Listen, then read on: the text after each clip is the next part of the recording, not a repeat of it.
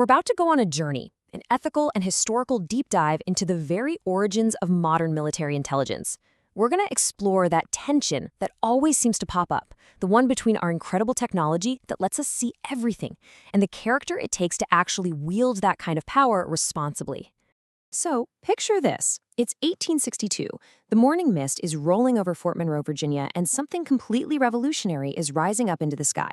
It's the hydrogen balloon, the Constitution, and it is the most advanced intelligence tool of its day. From that basket, Union officers are seeing something no commander in history has ever seen before. Enemy lines, artillery, troop movements, all of it, in real time. In that moment, vision fundamentally changed the nature of command. And that single moment really gives birth to the central question we're talking about today. It's a question that was urgent then, and believe me, it is even more critical now. When our technological reach gets way ahead of our moral grasp, who's responsible for drawing the line? Who sets the limits? To really appreciate just how radical that moment in 1862 was, we have to understand the 5,000 years of warfare that came before it. You see, for almost all of human history, commanders were completely stuck inside what you could call a tactical cage.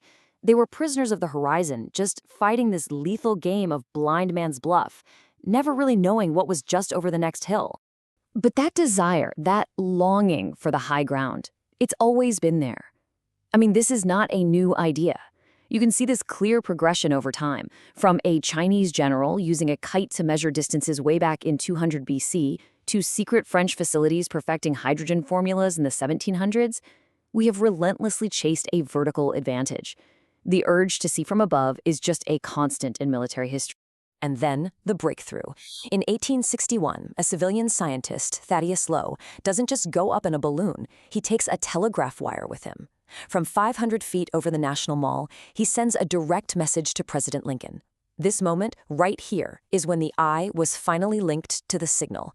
The fog of war wasn't just lifted, it was deleted. In real time. This was, literally, the world's first live stream. And that new perspective had immediate, game-changing consequences. This sketch you see, made by Colonel William Small from a swaying balloon basket, is the world's first layered intelligence product. It corrected all the flawed maps they had on the ground by spotting hidden enemy batteries. For the very first time, Union artillery could use indirect fire, hitting targets they couldn't even see. The whole game had changed. But, as always, this incredible new capability came with some serious risks. The story of aerial intelligence is also a story of what happens when our tools develop way faster than our wisdom to manage them. And that brings us right here to Langley's own lighter-than-air legacy, and a pretty tough cautionary tale.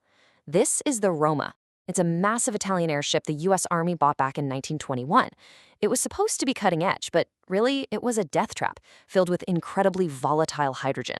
And even though there were clear warnings about how unstable it was, the pressure to show off this new tech, it just overrode common sense. 34. That was the cost. 34 men were killed when the Roma crashed over Norfolk in 1922. And look, this wasn't just a technical failure. It was a leadership failure.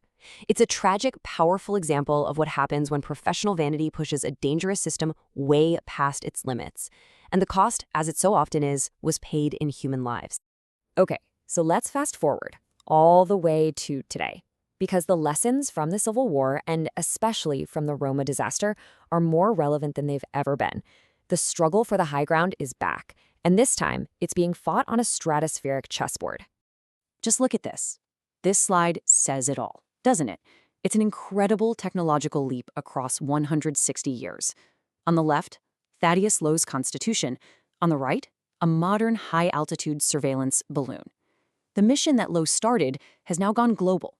It's persistent, and it's autonomous. These things can operate for months at a time, up in near space.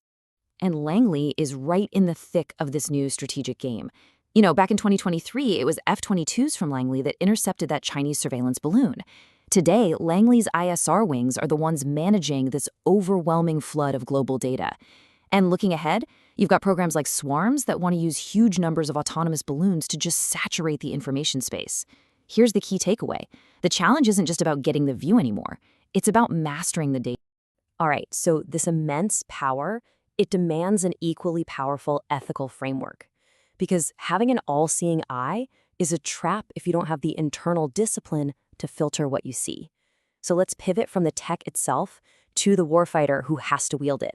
So here are 3 core principles, 3 maxims that can act as that moral filter. First, seek the target, not the person. This is a reminder that just because you have access doesn't mean you have permission. Our focus has to be driven by necessity. Second, use truth to guide, not to goad. This means we use intelligence with precision to restore peace, not just to dominate or win an argument. And finally, master the tool, guard the soul, the deep conviction that a human being must always, always remain in control of the machine.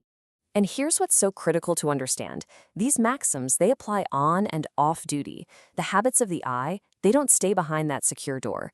The discipline to respect boundaries, to use truth to heal, and to control our technology instead of letting it control us, these are muscles. They have to be exercised at home so they're strong enough for the mission.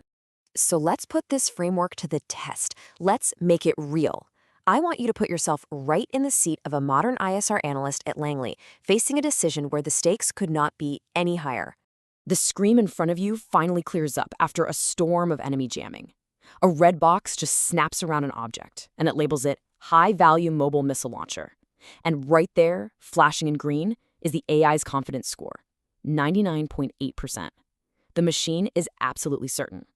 Your commander is on the comms telling you to take the shot. So, your finger is hovering over the button, the data is clear, the pressure is immense. This one shot could make your entire career. What do? Do you authorize the strike? But then, something clicks. You remember a piece of advice from an old chief. He saw you scrolling on your phone at the dinner table instead of talking to your family. And he said something that stuck with you. If you can't kill the signal here, in your own life, you'll never have the guts to hold your ground when the machine starts lying to you out there. You pull your hand back. You make the call. You perform a human audit.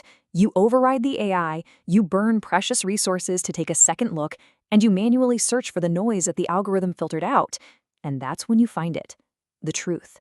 The missile launcher is actually a civilian crane, and it's repairing a school roof. The enemy set a trap, and the AI walked right into it. And that, right there, illustrates the core takeaway from this whole journey. The analyst didn't win because of better technology. He won because his character was strong enough to pause, to question the data. He proved that true command of any mission requires, first and foremost, command of the self. So we end right back where we started, with a question for you. The technology is only going to get faster. The data is only going to seem more certain. The pressure will only get more intense. In that moment, you are the final moral filter. You are the human anchor. So the question is your character solid enough to hold?